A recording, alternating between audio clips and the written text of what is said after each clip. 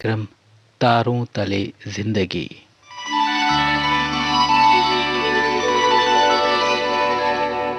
तारों तले जिंदगी। इस सीरीज में हम आपके लिए लेकर आए हैं हिंदी साहित्य जगत की कुछ चर्चित कहानियों और उपन्यासों पर केंद्रित नाट्य वाचन। इस कड़ी में प्रस्तुत है मुंशी प्रेमचंद का लिखा चर्चित उपन्यास मनोरमा। तो आइए सुनते हैं प्रसिद्ध उपन्यास मनोरमा का रेडियो नाट्य वाचन।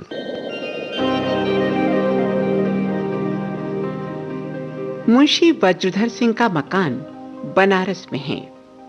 अपने आप को मुंशी कहते हैं।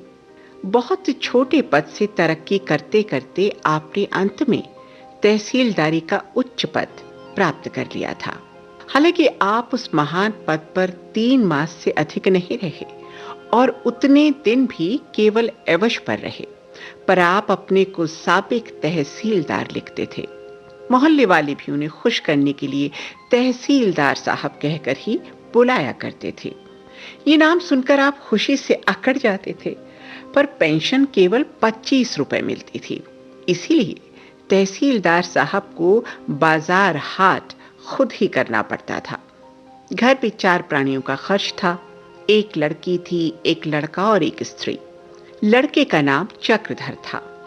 वो इतना ज़हीन था कि पिता की पेंशन के जमाने में घर से किसी प्रकार की सहायता न मिल सकती थी। केवल अपनी बुद्धि बल से उसने एमए की उपाधि प्राप्त कर ली थी।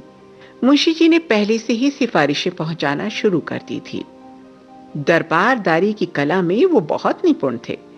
कोई नया हाकिम आए उसमें जरूर रब्त जब्त कर लेते थे।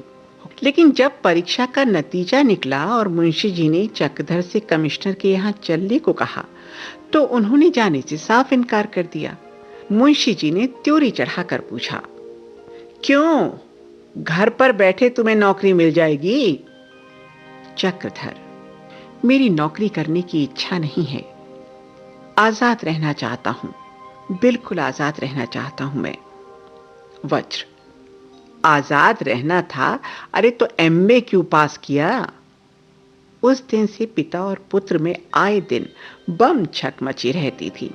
मुंशी जी बार बार झुंझलाते और उसे कामचोर, घमंडी, मूर्ख कहकर अपना गुस्सा उतारते रहते। चक्रधर पिता का अदब किया करते थे। उनको जवाब तो न देते, पर अपना जीवन सार्थक बनाने के लिए जो मार्ग तय किया था उससे वो हटते नहीं थे।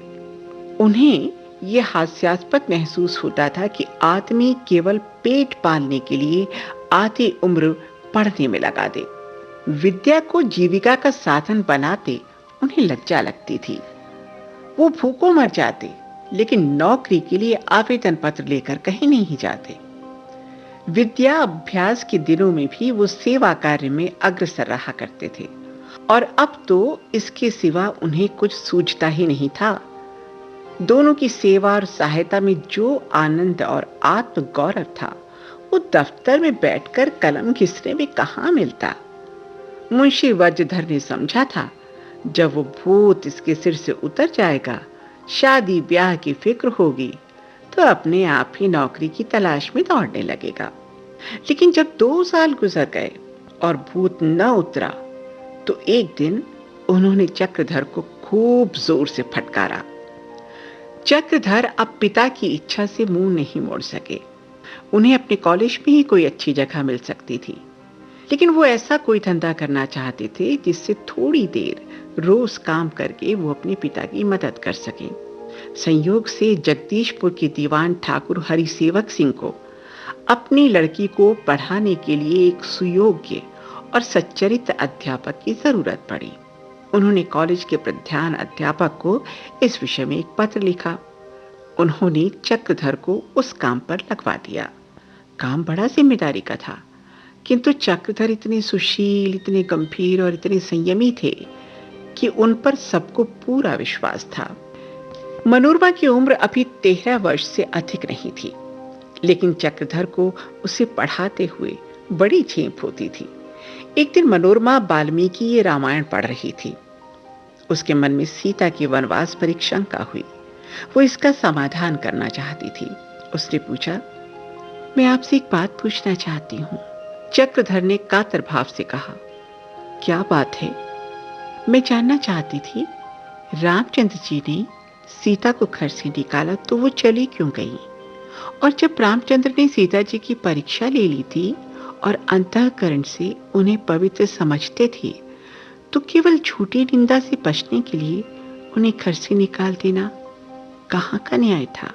चक्रधर बोले, यदि सीता पति की आज्ञा नहीं मानती तो वो भारतीय सती के आदर्श से गिर जाती, और रामचंद्र जी को राजधर्म का आदर्श भी तो पालन करना था। मनोरमा, ये कैसा आदर्श है जो सत्य की हत्या करके पाला गया है?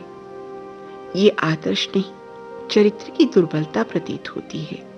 मैं आपसे पूछती हूँ, आप रामचंद्र जी की जगह होते तो क्या आप भी सीता जी को घर से निकाल देते?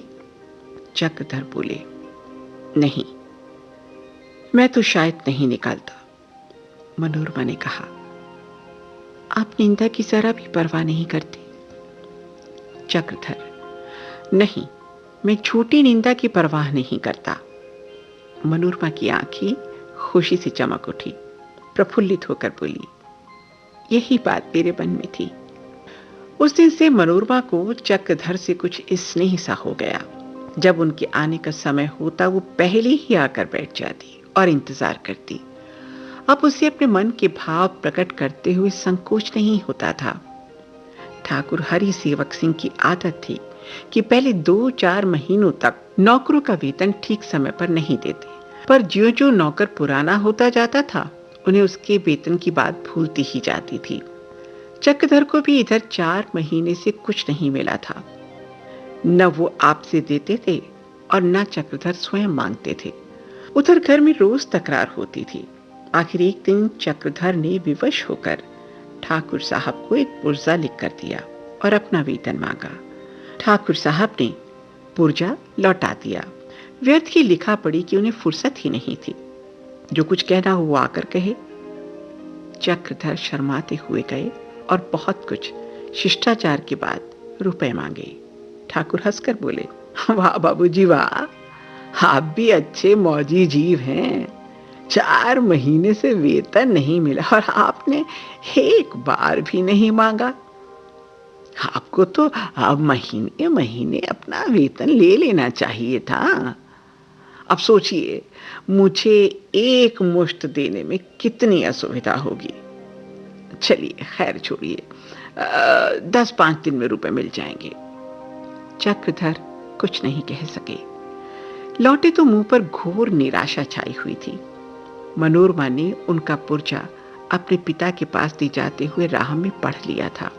उन्हें उदास देखकर पूछा, दादाजी ने आपको रुपए नहीं दिए? चक्रधर उसके सामने रुपए पैसे का जिक्र नहीं करना चाहते थे। मुंह एकदम लाल हो गया। बोले, मिल जाएंगे।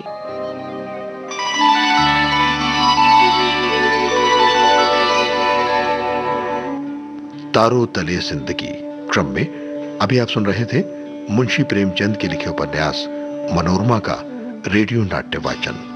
स्वर डॉक्टर ऋतु राजपूत का था और प्रस्तुतकर्ता थी काजल सूरी।